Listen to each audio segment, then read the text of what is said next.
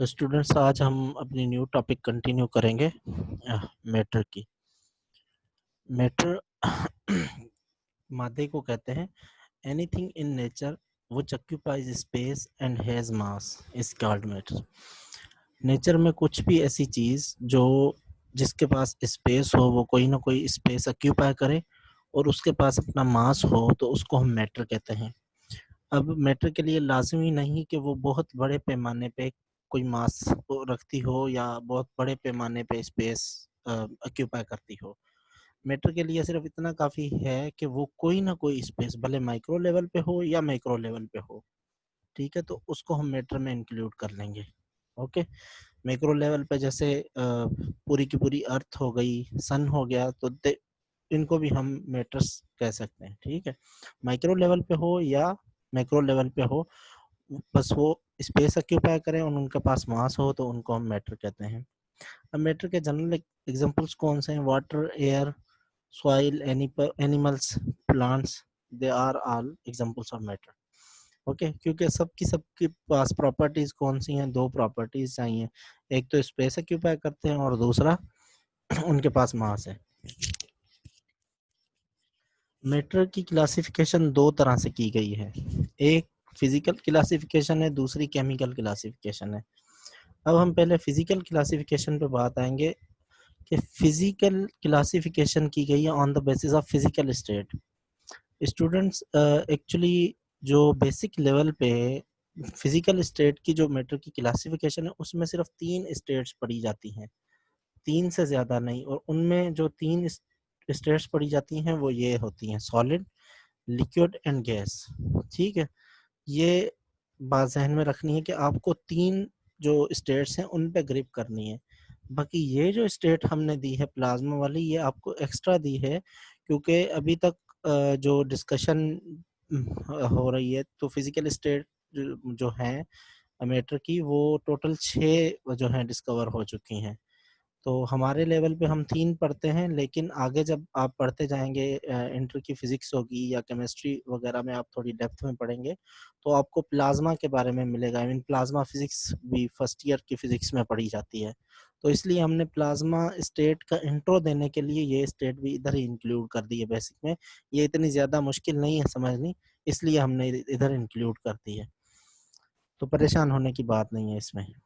Okay, अब solid पे आ जाएं। Solid is the state of matter characterized by particles arranged in such a way that their shape and volume are relatively stable, definite।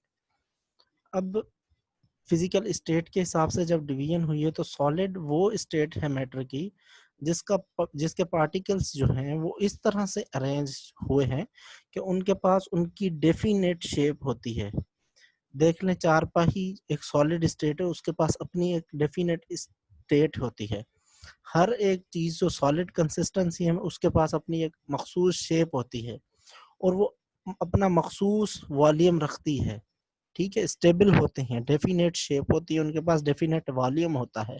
मसलन bed है या कोई भी ऐसी फिजिकल चीज है, जैसे बॉल हो गया, हर किसी के पास अपनी एक डेफिनेट शेप होगी और डेफिनेट वॉल्यूम होगा। ये सॉलिड की कैरेक्टरिस्टिक्स हैं।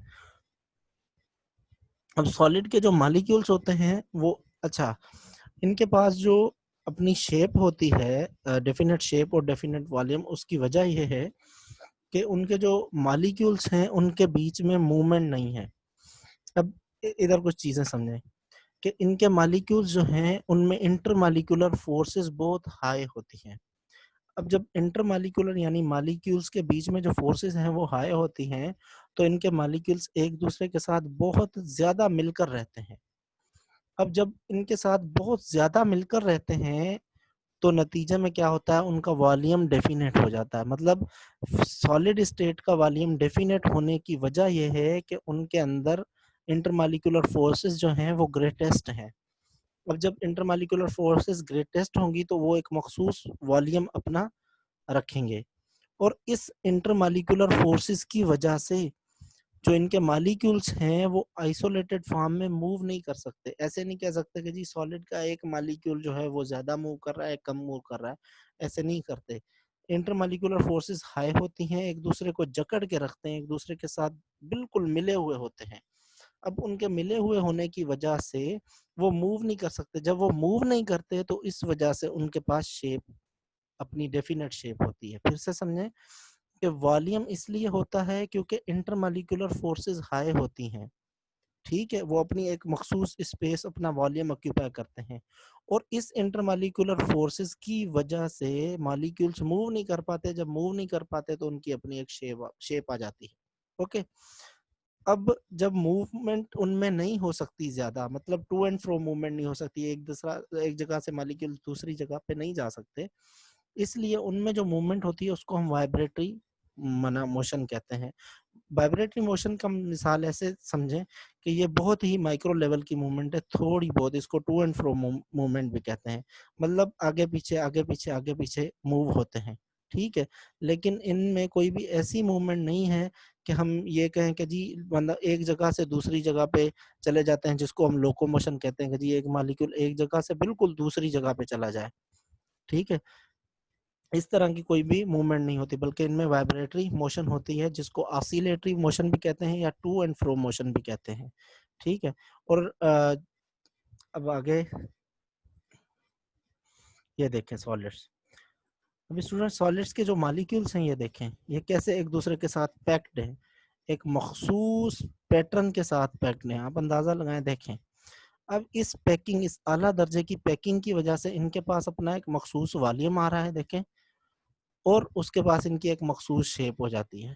ओके, यही रीजन है कि इनका वॉल्यूम भी डेफिनेट होता है, इनकी शेप भी डेफिनेट होती है। अब उसके बाद आ जाए लिक्विड स्टेट पे। This is the state of matter that has definite volume. अब इसके पास डेफिनेट वॉल्यूम तो होता है but does not have definite shape. अब यहाँ पे इसके ये क्यों हो रहा है? अब सॉलिड में हमने पढ़ा कि वॉल्यूम भी डेफिनेट होता है उनके पास और शेप भी डेफिनेट होती है, लेकिन लिक्विड्स के अंदर डेफिनेट वॉल्यूम तो होता है लेकिन डेफिनेट शेप नहीं होती।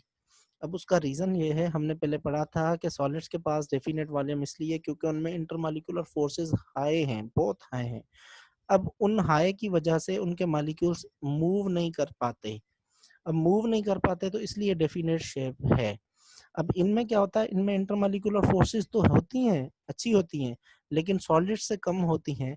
इसलिए इंटरमॉलिक्यूलर फोर्सेस होने की वजह से इनके पास डेफिनेट वॉल्यूम तो होता है, लेकिन इतनी स्ट्रॉन्ग इंटरमॉलिक्यूलर फोर्सेस नहीं होती कि मॉलिक्यूल्स को मूव होने से रोक सकें। अब जब मूव होने से नहीं रोक सकते मॉलिक्यूल को, तो जो लिक्विड स्टेट ऑफ मैटर है उसके पास डेफिनेट शेप नहीं होती। क्यों? क्योंकि उनमें मोशन ज्यादा यानी मूवमेंट ज्यादा होती है। यहाँ पे भी देखें, their molecules have intermolecular forces greater than gases. इनके जो मॉलिक्यूल्स हैं उनकी इंटरमॉलिक्यूलर फोर्सेस जो हैं वो गैसेस से ज्यादा हैं, and less than solids. Solid से कम है इंटरमॉलिक्यूलर फोर्सेस और गैसेस से ज्यादा हैं। So they are free to flow, free to flow होते हैं, इसलिए उनके पास डेफिनेट शेप नहीं होती। लेकिन जैसा कि इंटरमॉलिक्यूलर फोर्सेस कुछ स्ट्रांग होती हैं, इसलिए डेफिनेट वॉल्यूम होता है। अब यहाँ पे देखें फिर, अब इनमें देखें कि इंटरमॉलिक्यूलर फोर्सेस हैं तभी इनके जो लिक्विड के मॉलिक्यूल्स हैं वो एक दूसरे के ज्यादा नजदीक है, लेकिन इनके पास एक कंसिस्टेंसी नहीं है सॉलिड की तरह। जैसे सॉलिड एक शेप बना रहे हैं बिल्कुल, ये देखें, चार एंगल्स में शेप बना रहे हैं बाकायदा, लिक्विड इस तरह नहीं बना रहे। क्यों? क्योंकि इनकी इंटरमॉलिक्यूलर फोर्सेस इतनी स्ट्रांग नहीं है कि इन मॉलिक्यूल्स को मूव करने से रोक सकें। ओके, अब आ जाएं गैसेस पे। The state of matter consist of particles that neither have definite volume not definite shape. अब देखें, सॉलिड के पास डेफिनेट शेप भी थी, डेफिनेट वॉल्यूम भी था। लिक्विड के पास डेफिनेट वॉल्यूम तो था, डेफिनेट शेप नहीं थी। लेकिन गैसेस के पास ना तो डेफिनेट वॉल्यूम है और ना ही डेफिनेट शेप है। अब फिर से वही बात आ जाएगी कि डेफिनेट वॉल्यूम इसलिए नहीं है क्योंकि इनकी इंटरमॉलिक्यूलर जो फोर्सेस हैं वो बहुत ही कम होती हैं। अब जब इंटरमॉलिक्यूलर फोर्सेस हैं ही नहीं गैसेस में, तो हर मॉलिक्यूल अपने अपने हिसाब से रहेगा, इतनी ज्यादा इंटरमॉलिक्यूलर फोर्सेस उनमें नहीं होंगी। जब इंटरमॉलिक्यूलर फोर्सेस उनमें इतनी ज्यादा नहीं होंगी तो उनका अपना मखसूस वॉल्यूम, डेफिनेट वॉल्यूम नहीं होगा। अब वॉल्यूम ही नहीं बन रहा तो डेफिनेट शेप कैसे बनेगी? डेफिनेट शेप बनने के लिए ये लाजमी है ना कि इंटरमॉलिक्यूलर फोर्सेस इतनी ज्यादा स्ट्रांग हो कि उनको एक दूसरे के साथ बिल्कुल जकड़ के रखे और मूवमेंट होने से भी रोके, जैसे सॉलिड में हो रहा था। लेकिन यहाँ पे तो वॉल्यूम ही नहीं बन पा रहा, इतनी कम इंटरमॉलिक्यूलर फोर्सेस हैं, तो शेप किस तरह आएगी? So they have least intermolecular attraction, so each particle can move freely and are easy to compress or squeeze। मतलब इनको कंप्रेस या सिक्यूज किया जा सकता है वो इस तरह कि किसी एक मतलब डब्बे में इनको डाल के हाई प्रेशर दे के इनको जो ज्यादा वॉल्यूम से कम वॉल्यूम की तरफ रिड्यूस किया जा सकता है। इनका वॉल्यूम रिड्यूस किया जा सकता है इसलिए क्योंकि इनके मॉलिक्यूल्स एक दूसरे से बहुत दूर दूर होते हैं। ओके, अब यहाँ पे अंदाजा लगाएं, ये देखें गैस के मॉलिक्यूल्स किस तरह एक दूसरे से दूर दूर हैं। अब सपोज करें कि ये एक सिलेंडर है, अब इसमें ये बंद है, ठीक है। अब हम क्या करते हैं कि इसको प्रेशर लगाते हैं यहाँ से, ये सपोज पिस्टन है मूवेबल। अब जब हम इसको इधर से प्रेशर लगाएंगे तो क्या होगा कि ये पिस्टन नीचे मूव होगा। अब सपोज ये पिस्टन जैसे ही नीचे मूव होगा तो ये जो पिस्टन है वो नीचे आ जाएगा और टोटल वॉल्यूम कितना हो जाएगा? कम हो जाएगा। पहले वॉल्यूम था यहाँ से यहाँ तक, अब वॉल्यूम कम हो गया और ये जो मॉलिक्यूल्स इधर हैं वो इधर आ जाएंगे, नीचे आ जाएंगे। ये देखें, ये जो वॉल्यूम मॉलिक्यूल्स इधर हैं वो प्रेशर लगाने की वजह से इधर नीचे आ जाएंगे और एक दूसरे के करीब करीब हो जाएंगे। तो यही वजह है कि गैसेस को कंप्रेस या सिक्यूज किया जा सकता है। उसकी वजह क्या है? उसकी वजह यह है कि उनके मॉलिक्यूल्स के बीच में बहुत ज्यादा स्पेस होती है। ओके, अब यहाँ पे प्लाज्मा स्टेट। अब ये जो प्लाज्मा स्टेट है, this is the state of matter in which gases atoms are heated to an extent that all electrons become ionized and leave the nucleus। ये ऐसी स्टेट है जिसमें वो एटम्स जो गैसेस फॉर्म में हो, यहाँ पे गैसेस लिखा होने का मकसद ये है वो एटम्स जो गैसेस फॉर्म में हो, जैसे हाइड्रोजन हो गया, ऑक्सीजन वगैरह, ऐसे एटम्स, या हीलियम हो गया, नियॉन हो गया, ये गैसेस एटम्स हैं। ऐसे एटम्स जो गैसेस फॉर्म में हो उनको इतना हीट किया जाए, उनको इतना हीट किया जाए, इतना हीट किया जाए कि उनके सब के सब इलेक्ट्रॉन्स उसको छोड़कर दूर चले जाएं। आयोनाइज उसको कहते हैं, जब किसी एटम के इलेक्ट्रॉन्स सब के सब छोड़ के चले जाएं, शेल्स को छोड़ के दूर चले जाएं, उसको कहते हैं आयोनाइज्ड स्टेट। अब ऐसी स्टेट को क्या कहते हैं हम? Plasma state. मतलब न्यूक्लियस अकेला बेचारा खुद हो और इलेक्ट्रॉन्स अलग चले जाएं, इसको हम कहेंगे प्लाज्मा स्टेट। ओके, ये देखें, अब सपोज ये एक एटम है। अब इस एटम को हमने इतना हीट किया, इतना हीट किया, इतना हीट किया कि आहिस्ता आहिस्ता इसके सारे के सारे इलेक्ट्रॉन्स इसको छोड़ के जाने लगे। अब जब इलेक्ट्रॉन सारे के सारे छोड़ गए तो ये जो इलेक्ट्रॉन छोड़े हुए हैं, इन इलेक्ट्रॉन्स को हम कहेंगे इलेक्ट्रॉन क्लाउड। इलेक्ट्रॉन क्लाउड कहेंगे इनको, ठीक है। और यहाँ पे ये न्यूक्लियस बचा। अब न्यूक्लियस बेचारा अकेला बचा, शेल्स के अंदर इलेक्ट्रॉन्स है नहीं, वो छोड़ के एटम को जा चुके हैं। अब इस स्टेट को हम प्लाज्मा स्टेट कहेंगे। अब इसमें देखें कि इसका न्यूक्लियस बेचारा पॉजिटिवली चार्ज है अकेला, और यहाँ पे ये सारे के सारे इलेक्ट्रॉन क्लाउड जो है वो नेगेटिव चार्ज बना के बैठे। It is made up of positively charge nucleus. Nucleus positively charge होता है और अनबाउंड इलेक्ट्रॉन्स, यानी इलेक्ट्रॉन्स फ्री हो जाते हैं, वो अनबाउंड हो जाते हैं, वो एटम के साथ बाउंड नहीं होते, शेल्स में रिवॉल्व करने के पाबंद नहीं रहते। Plasma state is produced by either heating a gas until it is ionized or by subjecting it to a strong electromagnetic field। Plasma state को किस तरह प्रोड्यूस किया जाता है, ये बात समझें कि किसी भी गैस को या गैस को हीट किया जाए, इतना हीट किया जाए कि उसके सब के सब इलेक्ट्रॉन्स उसे छोड़ के चले जाएं, यानी आयोनाइज्ड स्टेट बन जाए, या फिर उसे एक ऐसी इलेक्ट्रोमैग्नेटिक फील्ड में रखा जाए जो बहुत स्ट्रांग हो। अब इलेक्ट्रोमैग्नेटिक फील्ड स्ट्रांग होने की वजह से उन इलेक्ट्रॉन्स को एनर्जी मिलेगी और एनर्जी मिलने की वजह से सारे के सारे इलेक्ट्रॉन्स उसको छोड़ के जाते जाएंगे। याद रखें कि जो हमारी लाइट वेव्स हैं वो सारी की सारी इलेक्ट्रोमैग्नेटिक वेव्स हैं। अब इनके अंदर एनर्जी होती है। सन से जो हमारी अर्थ की तरफ ये जो लाइट आ रही है, इसके ये लाइट मुश्तमिल होती है इलेक्ट्रोमैग्नेटिक वेव्स पे। अब ये इलेक्ट्रोमैग्नेटिक वेव्स भी अफेक्ट करती हैं। अब इनको ही अगर स्ट्रॉन्गेस्ट फॉर्म में दिया जाए, जैसे एक्स-रेज हो गए या गामा रेज, कॉस्मिक रेज हो गए, इस किस्म की इलेक्ट्रोमैग्नेटिक फील्ड के अंदर इनको रखा जाए तो नतीजे में क्या होगा, सारे के सारे इलेक्ट्रॉन्स छोड़ के चले जाएँगे। अब जब सारे के सारे इलेक्ट्रॉन्स छोड़ के चले जाएँगे तो प्लाज़्मा स्टेट बन जाएगी। ओके, अब ये देखें, यहाँ पे ध्यान दें। ये हमारी 4 स्टेट्स हैं। ये सॉलिड स्टेट देखें, इनमें एक मखसूस पैटर्न के साथ ये एक दूसरे के साथ पैक्ड हैं और शेप और वॉल्यूम बना रहे हैं। अब यहाँ पे कोई भी शेप नहीं है। लिक्विड को जिस कंटेनर में डालेंगे उस कंटेनर के हिसाब से शेप बन जाएगी। गिलास में डालेंगे गिलास जैसी, जग में डालेंगे जग जैसी। मतलब जैसा कंटेनर होगा उस कंटेनर के हिसाब से उनकी शेप बनेगी, लेकिन उनका वॉल्यूम डेफिनेट होगा। गैसेस का वॉल्यूम भी डेफिनेट नहीं होगा, शेप भी नहीं होगी। मतलब अगर इसको यहाँ से प्रेस किया जाए तो ये सिक्यूज भी हो जाएगा। ओके, और प्लाज्मा स्टेट ऐसी स्टेट है जिसके सारे के सारे इलेक्ट्रॉन्स उसके न्यूक्लियस को छोड़ के चले जाएं और इलेक्ट्रॉन्स मिलकर इलेक्ट्रॉन क्लाउड बना लें और न्यूक्लियस सारे के सारे अकेले हों।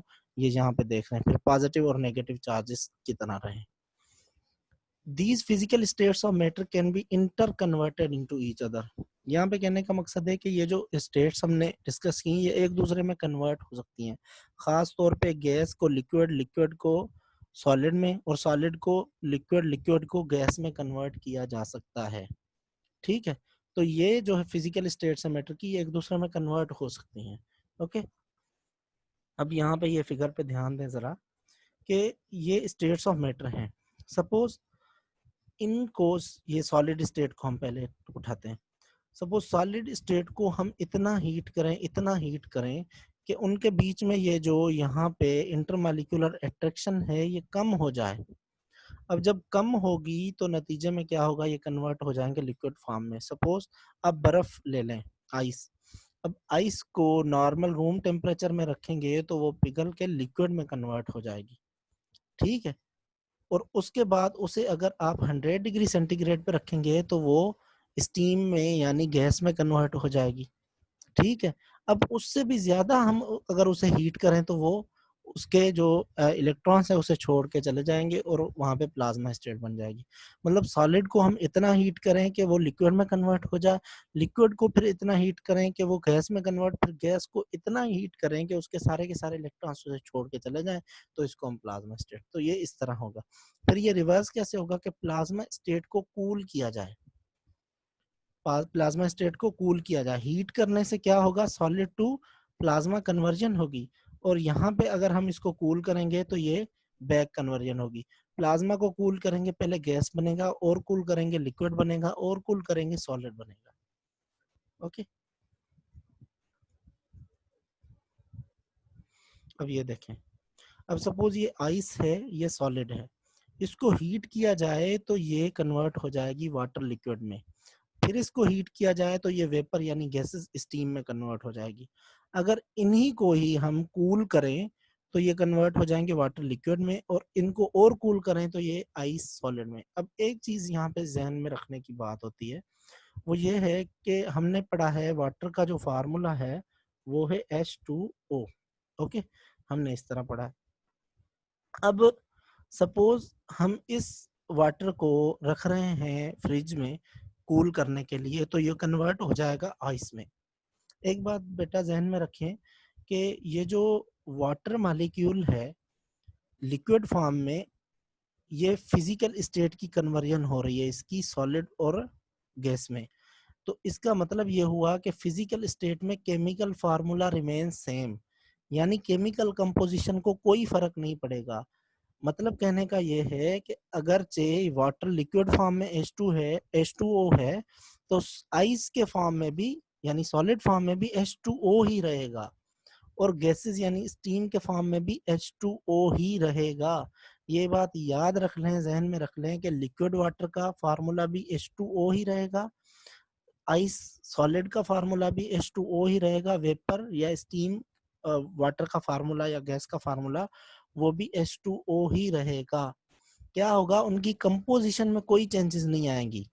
एक स्टेट से दूसरी स्टेट में कन्वर्ट होने से उनकी केमिकल कंपोजिशन में कोई चेंजेस भी नहीं आएंगी, लेकिन उनका स्टेट में जरूर चेंज आएगी, इसीलिए हमने फिजिकल क्लासिफिकेशन बोला कि फिजिकल स्टेट्स तो चेंज हो रही हैं लेकिन उनमें केमिकल कंपोजिशन में कोई भी चेंजेस नहीं आ रही।